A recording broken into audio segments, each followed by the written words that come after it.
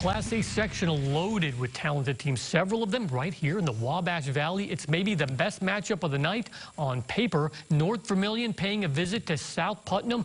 The North Vermilion Falcons opened up sectionals with a 28-12 win over Covington last Friday. Tonight, a good bird battle between these Falcons and the Eagles. Start of the third quarter, though, a scary moment as South Putnam's Xavier Langley is carted off after making a tackle. Certainly, we send our thoughts and prayers to him for a full recovery. Then the Eagles go to work. Riley Stone to Kane Gregory, and South Putnam picks up their first first down of the half. And let's stick with that. They say only deeper this time. How about this throw and catch?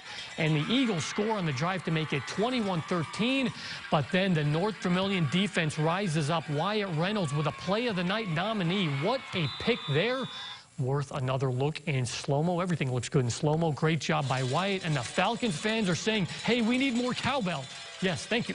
If some Reynolds is good, more is better. Brennan Ellis, what a pretty throw here to Wyatt, and North Vermilion set up at the 21, and they finish the drive with Ellis easy into the end zone. 27-13 Falcons, and their outstanding kicker, Mackenzie Crowder. She makes the extra point as North Vermilion wins.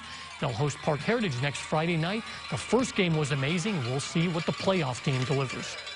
Well, how about Park Heritage? They opened up sectionals with a convincing win at Cloverdale. Tonight, the Wolves happy to be back in their den hosting Attica at 6-4. Let's take you there. The Wolves coming out strong as Logan White connects to Noble Johnson for the 8-yard touchdown pass. Park Heritage trying to extend their 8-0 lead, but White's pass will be picked off by John Britt, setting the Ramblers up at the 9-yard line. Few plays later, on fourth down, Eli Kirkpatrick finds Seth Hartman, and the Ramblers attack back. Second quarter action, White hands off to Seth Bollinger, and he takes it 7 yards down the middle, and the Wolves howling again. Attica not giving up as Kirkpatrick finds John Britt again in the end zone.